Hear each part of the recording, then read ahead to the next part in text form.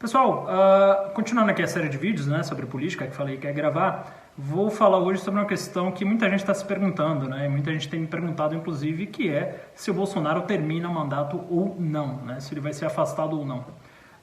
Bom, primeiro é bom a gente dar um pouco de contexto, né, se o Bolsonaro for afastado do cargo, independente das hipóteses que a gente vai analisar aqui, quem assume é o general Mourão, né, o vice-presidente da República.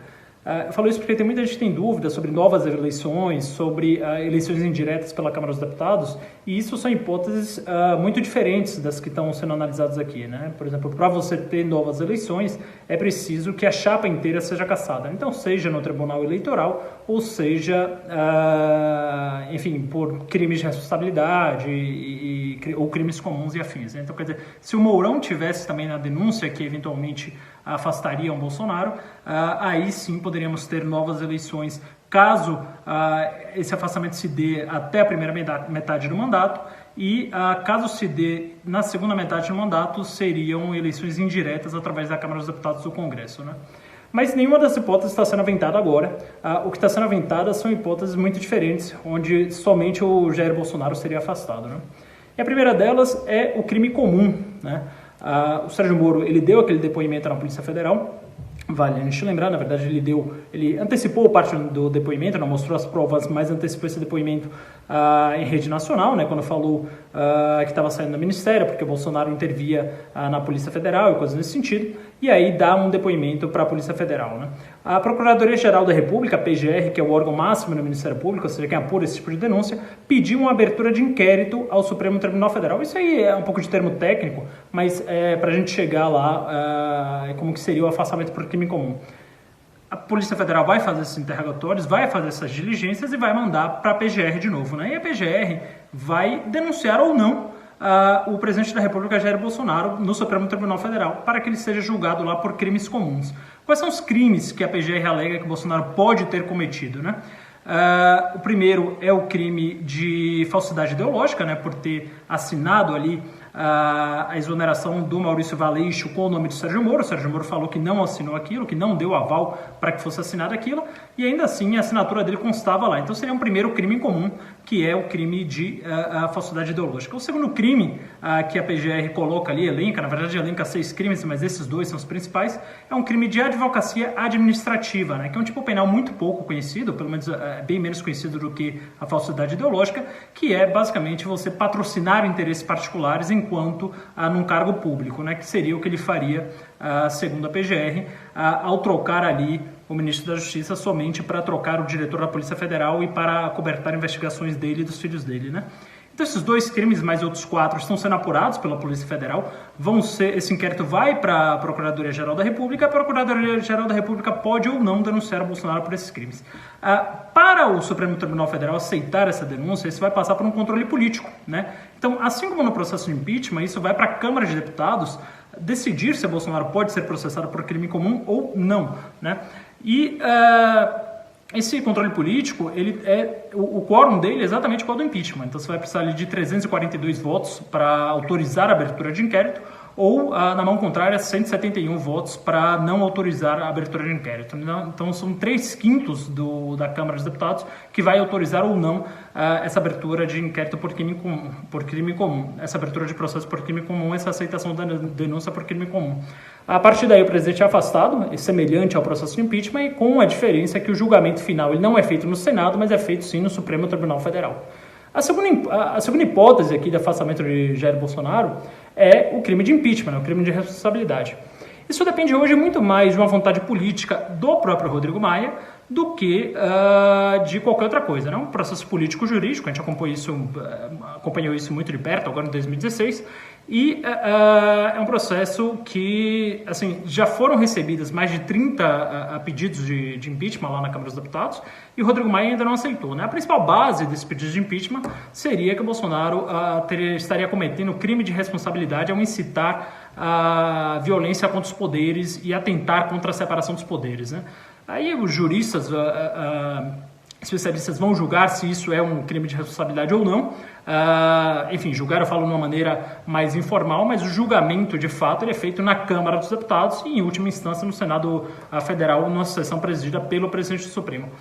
Então, assim, análise técnica à parte, e aí se alguém ficou com a dúvida, se não foi didático o suficiente, ou se eu deixei alguma informação, peço até que manda mensagem, fale aí nos comentários que a gente responde, que eu respondo no caso.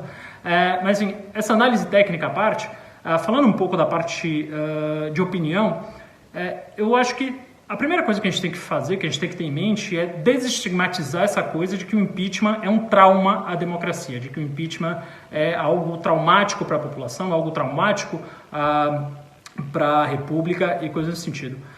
Sinceramente, acho que não é. Na verdade, a gente tem 2 exemplos aqui na nossa República, exemplos recentes, tanto o afastamento do Fernando Collor em setembro de 1992, se não me engano, acho que setembro de 92, que foi sucedido ali por um longo período de estabilidade econômica, quando assume ali o Itamar e coloca o Fernando Henrique Cardoso no Ministério da Fazenda, né? Então ali a gente teve o Plano Real e várias outras medidas que controlaram a hiperinflação no Brasil e deixaram a gente com a qualidade de vida muito melhor do que a gente tinha antes, né? Então sai ali o Fernando Collor com aquela hiperinflação, com fisco de poupança, etc. E entra ali um governo que nos traz estabilidade essa que a gente aproveita e que a gente colhe os frutos até hoje, 2020, ou seja, mais de 25 anos depois, né? Outro exemplo também, obviamente, o impeachment de 2016 do presidente Dilma, quando a economia estava em frangalhos, quer dizer, eu não estou julgando aqui a parte do crime de responsabilidade, tá? E depois a gente pode até falar disso aqui em algum outro vídeo, se vocês pedirem, mas o fato é que durante o afastamento antes do afastamento da presidente Dilma, você tinha ali uma queda de PIB muito grande, né? Você tinha ali o Brasil em frangalhos, inflação alta, o PIB caiu 3,5%, e aí depois entra um governo de transição, o governo do vice-presidente Michel Temer, implanta algumas reformas que colocam o Brasil nos trilhos de novo, né? Então ali principalmente a PEC do teto e a PEC do teto e a reforma trabalhista, né? A reforma trabalhista e a PEC do teto, que ali aumentaram inegavelmente o CAGED, que é o cadastro de emprego, enfim, deu uma dinamizada na economia, o PIB volta a crescer. Então sai ali no patamar de -3, -3,5 para mais 1,5. Nada brilhante, mas assim, de novo, não ficou trauma daquilo, né? Pelo contrário, foi algo bastante positivo do ponto de vista econômico e do ponto de vista social, né? Obviamente, todas ressalvas ao presidente Michel Temer, mas até porque, enfim, uma série de delações, já foi preso, inclusive, num processo legal aí, que eu, sinceramente, não estou 100% a par, acho que tem algumas coisas muito abomináveis do presidente Temer, mas o fato é que ele fez algumas reformas que colocou o Brasil de volta aos trilhos, né? E agora, e aí depois a gente vem com o Bolsonaro, a gente elege o Bolsonaro, com a promessa de ser liberal, de combater a corrupção e coisas que ele não faz, né?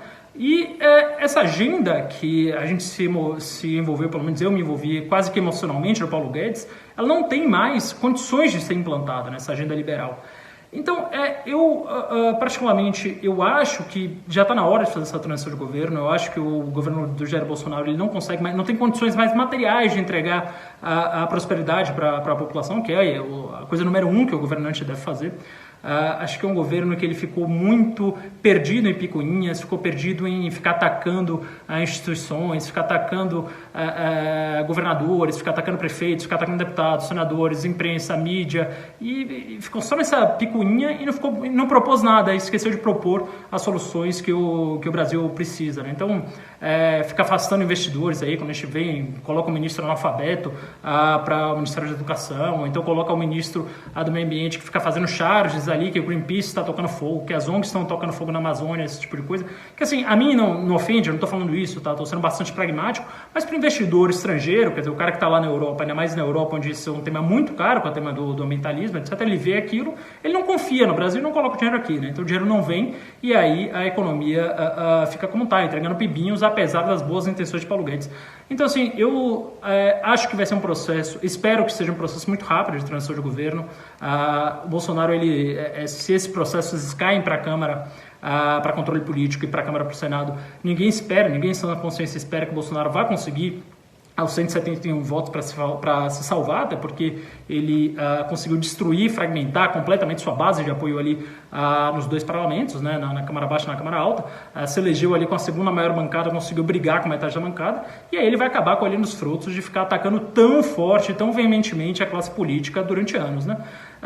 Então, assim, o que eu mais espero é que a gente tenha um governo novo, um governo do general Mourão, do general Hamilton Mourão, que siga as diretrizes pelas quais ele foi eleito, né? Quer dizer, ele foi eleito também com um plano programático para a economia, espero que cumpra e dê os sinais de que deve cumprir, né? Quer dizer, já falou na entrevista à Isto É de que deve cumprir esse tipo de plano econômico, deve manter uma equipe liberal, falou também para o portal IG, a parte da economia do IG, que também deve seguir uma política liberal. Então, assim, eu acho que para a gente ter um processo menos traumático possível, para a gente ter um Brasil voltando a andar, voltando a gerar empregos, voltando a receber investimentos estrangeiros, etc. Obviamente o Covid atrapalhou, não estou colocando culpa de tudo disso no governo Bolsonaro, mas acho que a gente precisa de novo governo, né? As pessoas já não confiam mais no Jair Bolsonaro, o cara que fica fazendo piada com pandemia, a gente fica virando piada em vários jornais aí, mundo afora. Então eu espero que venha um governo rápido, que venha uma transição muito rápida, aí que esse novo governo seja liberal e que implante as pautas que o Jair Bolsonaro prometeu implantar na campanha,